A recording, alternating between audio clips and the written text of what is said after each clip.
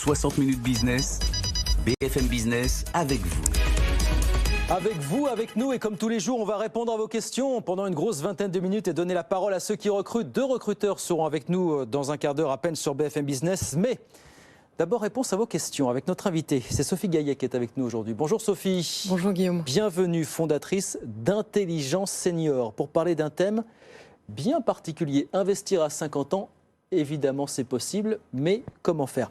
Intelligence Senior, on rappelle, Sophie, en quelques mots. Nous sommes le spécialiste de la cible des 50 ans des seniors en France. Et on conseille les entreprises sur leur stratégie senior. Sur leur stratégie senior, évidemment. Alors, investir à 50 ans, Sophie, vous allez nous le confirmer, c'est possible, mais c'est pas toujours aussi simple. On a eu beaucoup de témoignages à ce sujet. On voulait vous faire écouter le témoignage de Philippe Bloquet, fondateur de PeopleSphere. Il nous explique en 30 secondes, mais on va en parler après, Sophie, ce qui fait que ça n'est pas forcément très simple, a priori, d'investir après 50 ans. Écoutez son témoignage. Les investisseurs sont probablement un peu plus frileux quand il s'agit d'investir dans une start-up qui a été créée par quelqu'un de plus de 50 ans. Alors je pense qu'ils sont plus frileux au moins pendant les 2 premières phases de levée, c'est-à-dire le seed et puis la phase de série A. Ensuite, je pense que cela s'estompe tout à fait. Je vois 2 raisons principales à ça.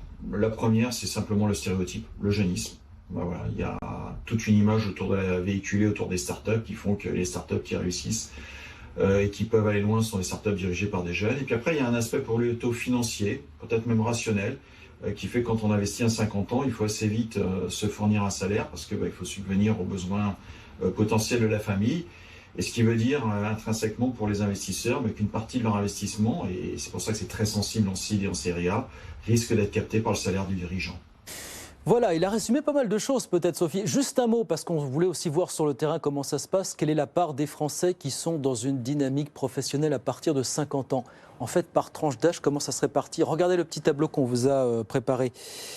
À moins de 30 ans, vous avez 36% de dynamique entrepreneuriale chez les Français.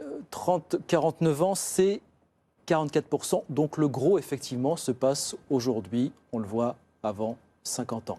Il a parlé du jeunisme, notre interlocuteur, dans un instant. Est-ce qu'il y a un sujet en entreprise autour de ça pour vous aujourd'hui, Sophie, pour commencer? Guillaume, exactement, il y a un sujet de jeunisme de manière générale dans le monde de l'entreprise. Alors là, on parle de l'entrepreneuriat. L'entrepreneuriat individuel, voilà. Ce qu'on écoute dans le témoignage de Philippe, c'est qu'en fait, les banques sont séduites par des profils jeunes.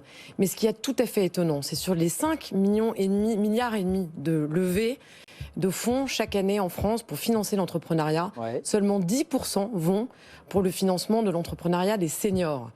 Donc on préfère aujourd'hui financer des jeunes entrepreneurs qui sortent d'école, qui n'ont pas encore d'expérience professionnelle, qui ne connaissent pas le marché sur lequel ils vont entreprendre, qui ne connaissent pas le métier qu'ils vont démarrer, qui n'ont pas de carnet d'adresse. On préfère financer les jeunes entrepreneurs que de financer des seniors, comme ce monsieur qu'on écoutait, Philippe, qui dit justement, moi j'ai 50 ans, j'ai le recul, j'ai le savoir-faire. Il a un parcours, justement, ça pourrait jouer ça aussi en sa faveur. Et c'est exactement ce qu'on observe chez Intelligence Senior au quotidien. C'est qu'on voit bien qu'aujourd'hui, les entrepreneurs seniors sont des opportunités pour redynamiser le marché, pour créer de l'emploi pour nos jeunes, et qu'on ne capitalise absolument pas sur les entrepreneurs seniors. Ça, c'est culturel, c'est plus français qu'ailleurs ou pas, non?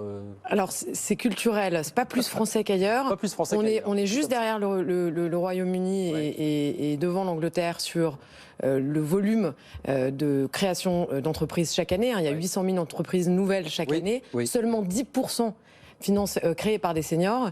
Et pourquoi? Parce que rien n'a été mis en place pour encourager et aider les seniors à entreprendre. Et le témoignage de Philippe est extrêmement clair en ce sens. Donc oui, on est atteint de jeunisme en France. Alors justement, c'est une question qu'on nous pose, il y en a beaucoup. Comment convaincre des investisseurs ou des banquiers de participer à ce projet, un projet, quand on est senior? Qu'est-ce qu'on fait? Qu'est-ce qu'on met en avant finalement? Quand on est senior, Guillaume, on doit arriver devant des banquiers en leur expliquant, devant des banquiers, devant des fonds, devant des gens qui vont nous aider, en leur expliquant combien on maîtrise son marché, combien on maîtrise le métier sur lequel on va se lancer, et combien on peut être rassurant par rapport, encore une fois, à un jeune sortant d'école. Ça, c'est la première des choses.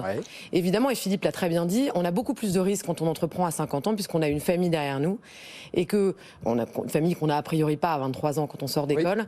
Et donc, d'arriver devant un banquier en disant « je me lance sur un marché que je maîtrise », sur un métier que je maîtrise, dont je connais les rouages, j'ai un carnet d'adresses qui concerne ce secteur, c'est beaucoup plus rassurant pour un banquier que de voir arriver un jeune de 23 ans qui sort d'école. Donc ça, le senior entrepreneur doit le mettre en avant.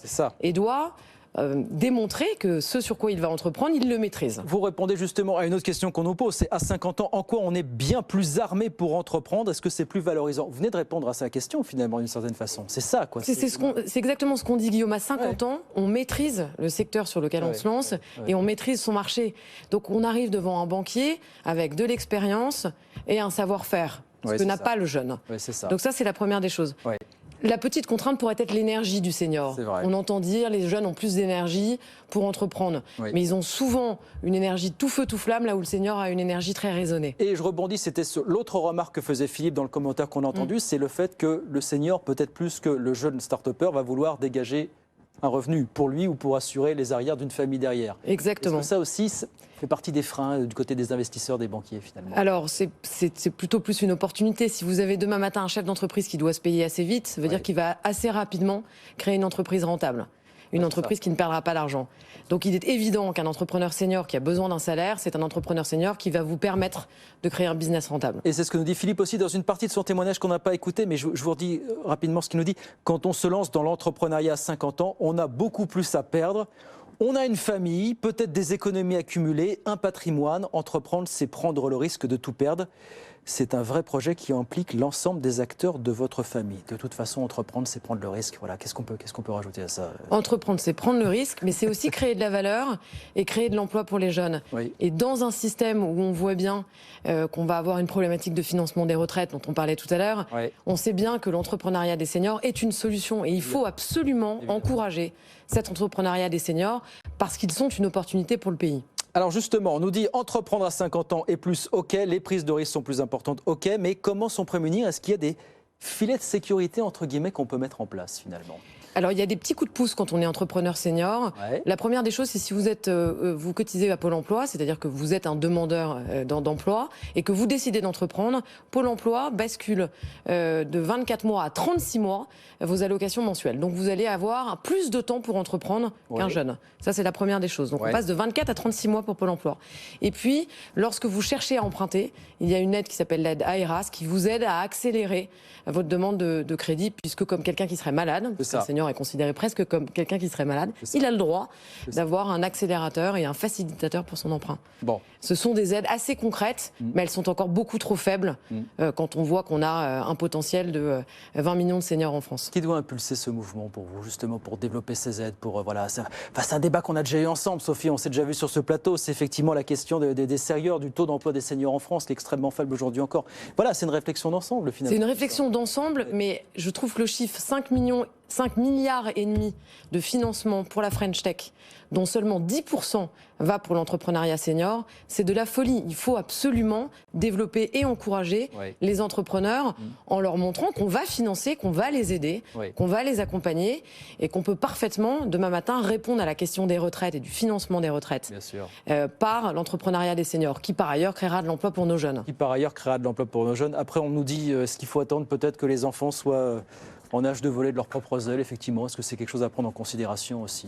C'est une bonne question. Est-ce qu'on attend que les enfants soient autonomes? Je ne sais pas. Mais en tout cas, on doit aider nos entrepreneurs seniors à accomplir ce pourquoi ils ont travaillé toute leur vie. Vous nous rappelez le taux d'emploi des 55-64 ans en France aujourd'hui? On est sur 60% du taux d'emploi, Guillaume. Donc ça reste assez faible et on est en train de dire à nos seniors, restez travailler le plus tard possible. Alors pourquoi ne pas entreprendre avant de prendre sa retraite ou après avoir pris sa retraite? Voilà, ce taux d'emploi des seniors dont on parle beaucoup, qui sera à prendre en considération aussi si on veut véritablement s'attaquer à la réforme des retraites. C'est pas tout de relever l'âge légal de départ, mais c'est aussi s'intéresser au fait qu'on puisse travailler plus longtemps dans les entreprises. Vaste sujet. Merci beaucoup Sophie en tout cas. Merci Guillaume. Merci de nous voir. Sophie Gaillet, fondatrice d'Intelligence Senior avec nous sur BFM Business. Merci Sophie, à très vite avec plaisir.